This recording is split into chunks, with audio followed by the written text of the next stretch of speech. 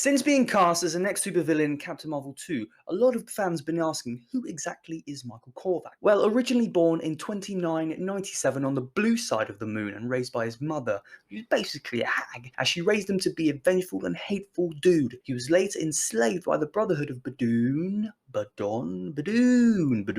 and worked into exhaustion. And one evening, while Korvac was getting some much needed shut-eye, they decided that it would be a pretty funny prank to rip the whole of his lower body off and stick him on a computerized model, because that's what friends do, basically making him into one of Sid's sexually deprived creations from that scene in the first Toy Story. You know, the one we all do. His first ever encounter with an MCU character was with Jeff Goldblum's the Grand Master, where he was pitted up against none other than Doctor Strange and the Defenders. But much like the latter, both end up surviving and beating Korvac, who turns out deliberately lost in order to scan the Grand Master's cosmic power, finding out that his power derives from the pure essence of Jeff Goldblum himself. After his crushing defeat, he headed to Earth 616, where he snuck into none other than Galactus' ship, and like the naughty boy that he is, downloaded his knowledge, causing him to become an insanely powerful entity, and like every insanely powerful demigod would, renamed himself Michael and travelled to Earth with the goal to turn it into a utopia,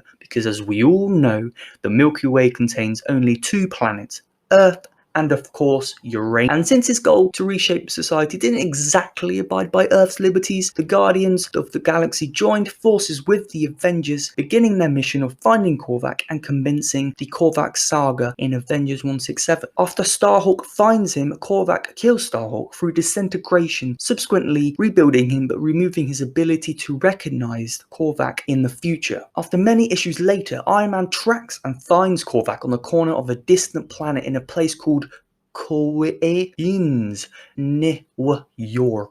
Iron Man, joined with the entire Avengers team and Miss Marvel, confronts Korvac, who turns out disguises himself and his lover, Karina, an insanely powerful being, and the daughter of the Collector / Benicio del Toro from the Guardians of the Galaxy, as a human couple. They fight for a bit until Korvac is weakened by Cap and Wonder Man. Although they don't kill him, like every testosterone-filled 14-year-old whilst in the presence of an attractive female, Korvac felt he had to prove himself still worthy of great power, so he willfully kills himself, thus bringing the Korvac saga to an end. Although lacking in hand-in-hand combat, Korvac is equipped with god-level powers of matter alteration, energy projection, teleportation, and manipulation of time and space itself, meaning his powers are comparable to that of the Mad Titan himself, Thanos. And of course, a great foe for Captain Marvel in the upcoming Captain Marvel 2 coming 2022.